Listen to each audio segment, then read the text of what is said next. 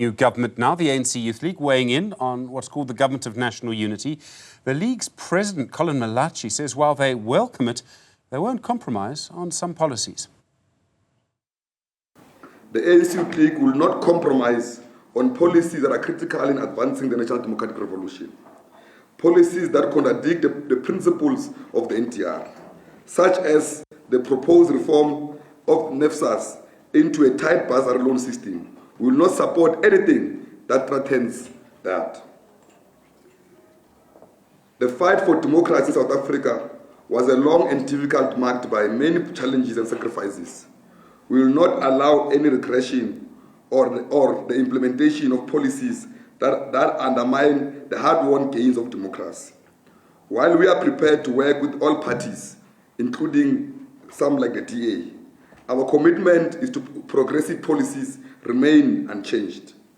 The GNU must focus on issues that are critical to the youth, such as youth unemployment, higher education, crime, and drug abuse, and ensure that inclusive economic growth, effective service delivery, and prioritize all South Africans.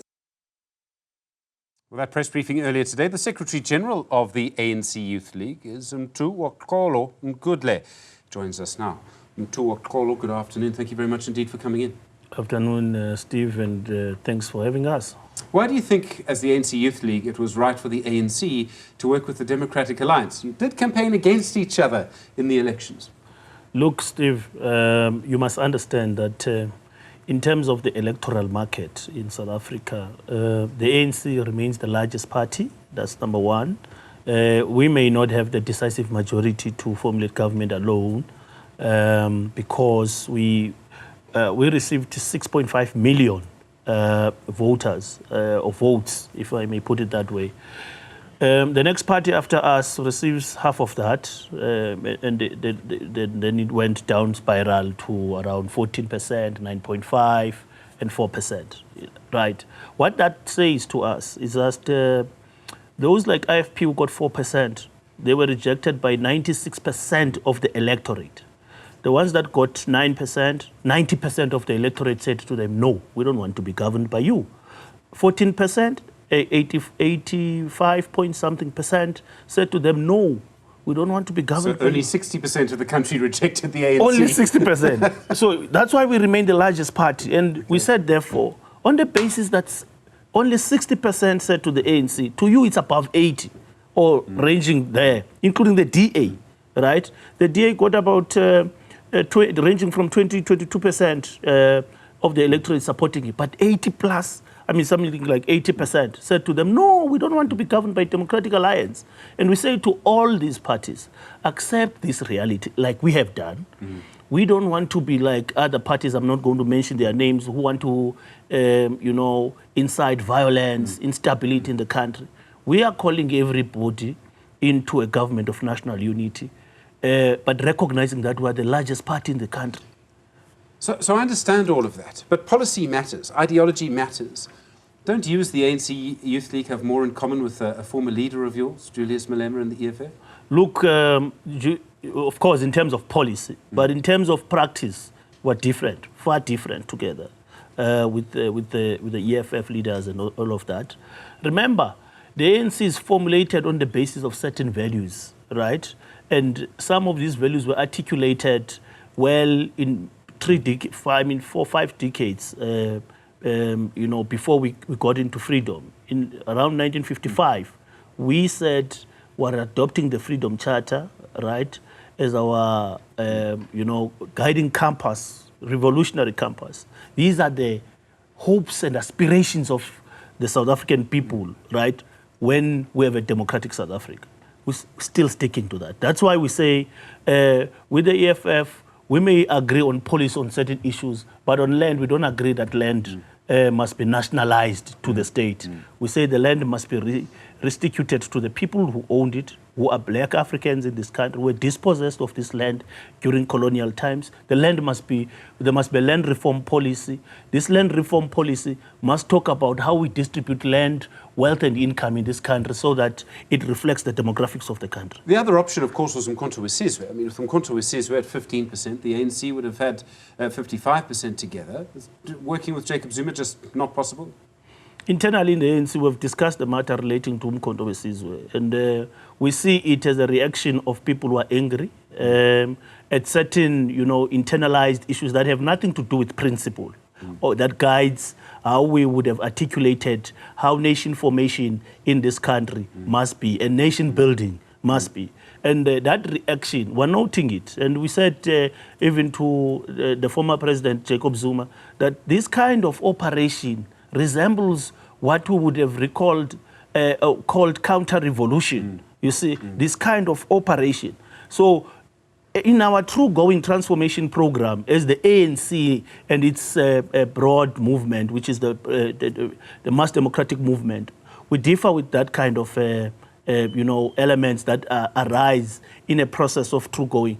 We've entered into a process called renewal in the ANC. And that renewal process means we're purging ourselves. We're saying, what are the wrongs that we're doing that are making our people to believe that we're a corrupt organization, number one. Two, that we're an unethical leadership, and so on. And we must purge ourselves against those things so that this parliament of the people, the ANC, the democratic movement, must never, on the basis of people's ills and actions, therefore be alienated by the same people that it seeks to liberate. We usher democratic and liberation politics in this country. You see, what the oldest liberation movement in the continent. We can't allow a situation where individuals with their tendencies want to denigrate and weaken the moral standing of the ANC in society. So I understand all of that, and in a way the ANC, had certain options it had to go with, and in the end it went with the DA.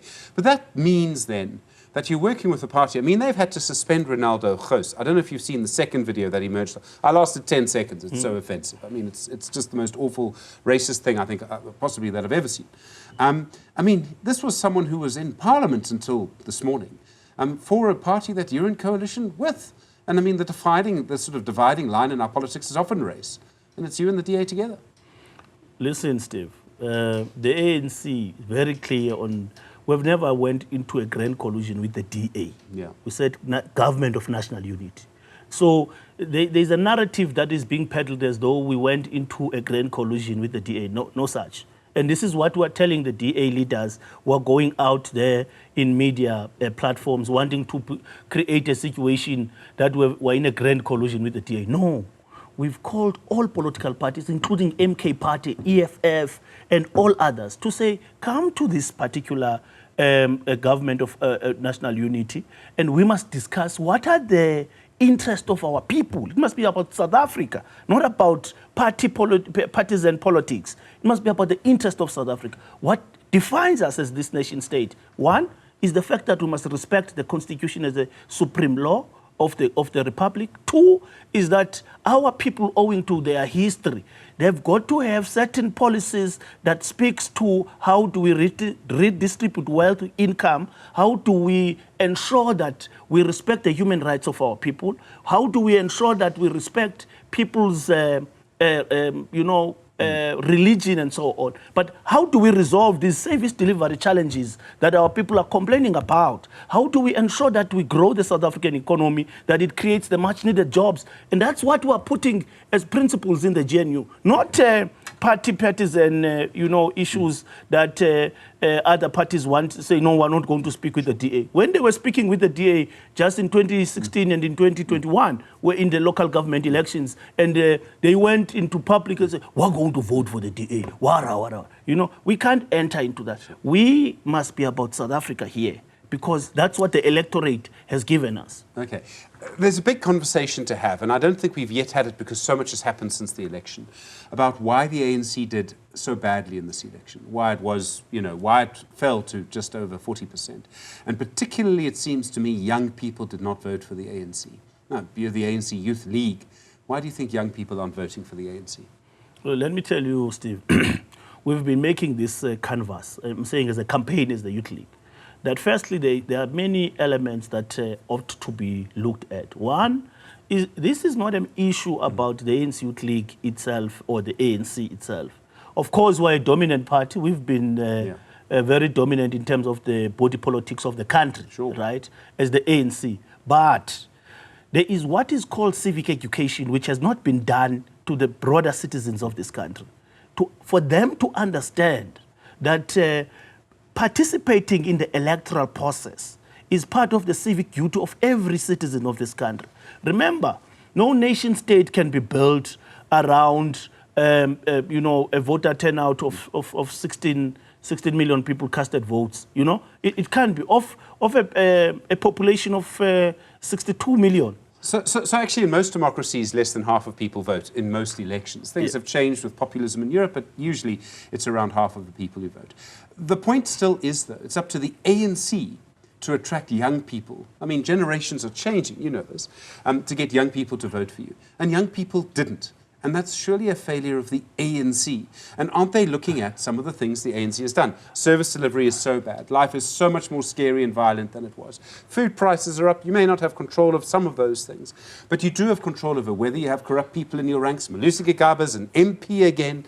I mean, surely these are some of the signals that were sent to young people that made them say, I'm not going to vote for the ANC. Okay, Steve, let me tell you, I think what you are saying is not factual. Why I'm saying to you is not factual. Me and you here seated, we have not done a thorough statistical analysis of who actually voted for the ANC. The 6.5 million people, you can't tell me that young people did not vote for the ANC. I'm telling you that we were filling stadiums, we were filling halls, we were filling all platforms with young people in the campaigns. We ran a very rigorous process as the Youth League. You can go everywhere. The EFF, which thought that the Youth League was never going to be revived, they were mooted in these campaigns because the Youth League is back. I'm saying to you, you can't claim that the 6.5 million people that voted for the ANC are not young people. And I want you to bring facts and say, I've done this particular analysis, these are the demographics, and then you must tell me how do you know that. So you believe that young people are still voting, the majority of them? Still, young people are still voting for the ANC. Then turnout would be much higher than it was. Sorry? Then turnout would have been much higher than it was. No, that's the point I'm making about civic education. Remember, if you look into the overall turnout of voters this time around, it's around 58%. Yeah. It means it has declined. Yeah. You see, now there is a general decline of voter turnout. It's not an ANC issue, right? It must never be made an ANC issue. It's a general matter that has happened in the South African electoral market. So let's not ANC make this an ANC phenomenon. There are many other things that are going to happen in the next couple of days. We expect a cabinet. I don't know. Do you expect a cabinet tomorrow? Maybe as early as tomorrow? No. The ANC is dealing with that particular process. All that we are engaging the ANC about in the process is that we want a reflection of young people in the cabinet, both in the ANC and in all other parties that are coming into the GNU. We want the DA to commit, want the PA, the IFP, PAC that has entered. Good to say, we are bringing these young people. The future of this country must be, championed by these young people who are going to be there in the future. The President spoke yesterday about unemployment, and particularly youth unemployment. And this is probably the biggest long-term problem that we face, which is that younger people don't have jobs. The older you are, the more likely you are actually to be employed. How do you believe government can create jobs, or maybe enable the private sector to create jobs? Thank you, Steve. You see, that's the fundamentals of what the Youth League has championed. Actually, we are saying, unless you industrialize the South African economy, you will not be able to create the much-needed jobs. What do we mean about this? South Africa is endowed with natural resources, right? From almost all critical minerals are in this country and in the SADC region. And we're saying the only thing you can be able to do as a justice to the populace of this country and the SADC region is to do what we call export quotas to raw minerals.